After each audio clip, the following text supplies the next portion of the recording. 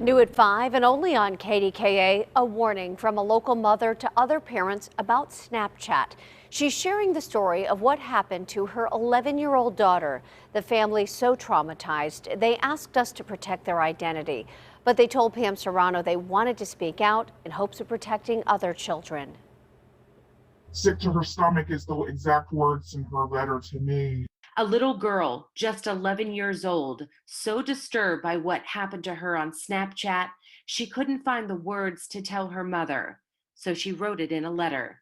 It was just so disturbing that he would do this and then on top of it ask my daughter, that was 11 years old at the time, did she like it? A 21-year-old man living in another state sent her daughter a naked photo of himself. Turns out he's a registered sex offender. The girl immediately blocked him on Snapchat while her mom called police where they live in North Huntington and where the man lived in North Carolina.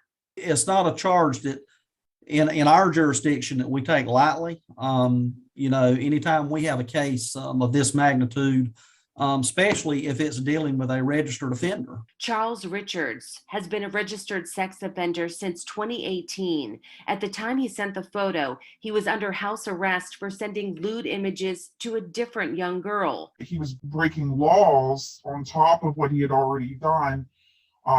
So what do you do with that information? You go to the police and then they say, well, our hands are tied. Although detectives say Richards admitted he sent the photo to the girl in North Huntington, her mom says she couldn't get the Westmoreland County District Attorney to press charges. And since then, yes, he has committed crimes since.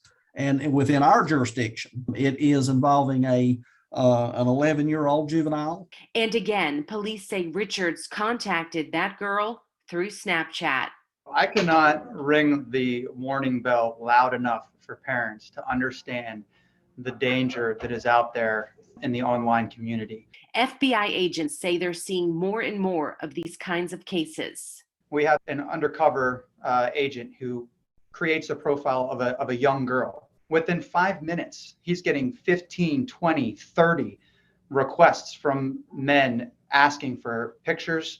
And local experts who work with victims of domestic and sexual violence say better safeguards are way overdue. Until we have figured out how to have strong protections in place for kids, I think we can expect that these kinds of things are probably going to continue to happen.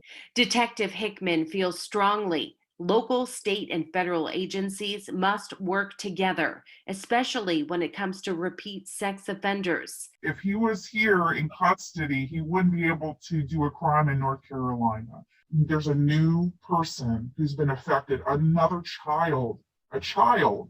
This is a man and this is a child, and there's no reason that we shouldn't do something about this. After Charles Richards' most recent arrest, the mom reached back out to the Westmoreland County District Attorney, and finally he agreed to meet with her to discuss the case. He declined my request for an interview, but did tell me that he needs to review the case. Now, detectives in North Carolina say this remains an open investigation, but in the meantime, Charles Richards is being held on $1 million bond. Pam Serrano, KDKA News.